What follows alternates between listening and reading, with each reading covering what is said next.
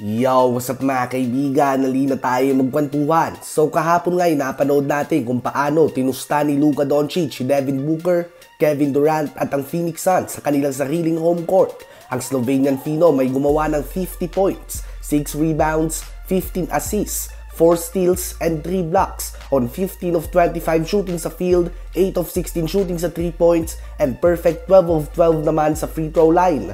Madami nga sa maikling NBA career ni Luka Doncic ang masasabi natin ng mga great games niya. Ngunit para sa akin na isa ito sa mga pinakamatinding game niya mga kaibigan.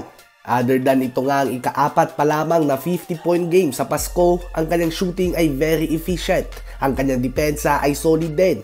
At higit sa lahat, posibleng sa game na ito ay tinapos na niya ang Phoenix Suns. Kung naalala nyo nga mga kaibigan, ayon kay KD, ang naging sagutan nila ni Draymond ang naging dahilan kung bakit naisipan niyang umalis sa Warriors. Well, posibleng ito nga ang maging dahilan ng pag-alis niya naman sa Phoenix Suns. Before the game nga ay kwinento ni Woj ng ESPN na nararamdaman na ng Suns front office ang frustration ni Kevin Durant sa kanyang team. Hindi nga nito nagugustuhan ang resulta ng mga games. Patungo sa season na ito ay sila ang clear favorites matapos na makuha si Bradley Beal mula sa Washington Wizards.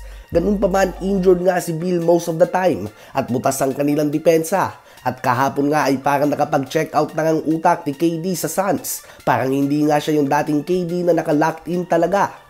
Parang going through the motions lang nga siya sa game kahapon kung saan nagtapos siya na may 16 points, 8 rebounds, 7 assists, 6 turnovers on 4 of 11 shooting sa field. Sa loob yan ng 43 minutes of playing time, 11 shots. Sobrang bihira nga yan kay KD mga kaibigan. Sa palagay nyo ba ay maayos pa ng Phoenix Suns ang kanilang team ngayong season?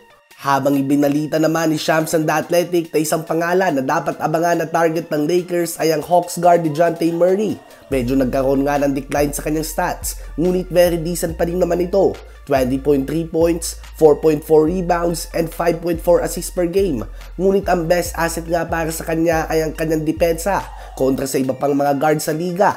Sila ngayon ni Zach LaVine ang target ng Lakers. Ngunit ang lamang nga ni DeJounte Murray dito, siya ay may 4 years pa sa kanyang contract, habang si LaVine naman ay may 2 lamang.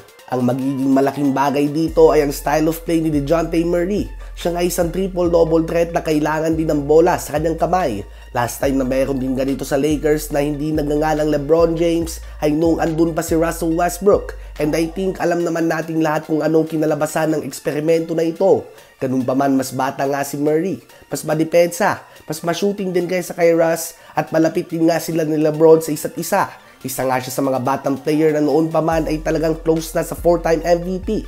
Kayo ba mga kaibigan? Sino ba kay DeJounte Murray at Zach LaVine ang gusto nung mapunta sa Lakers?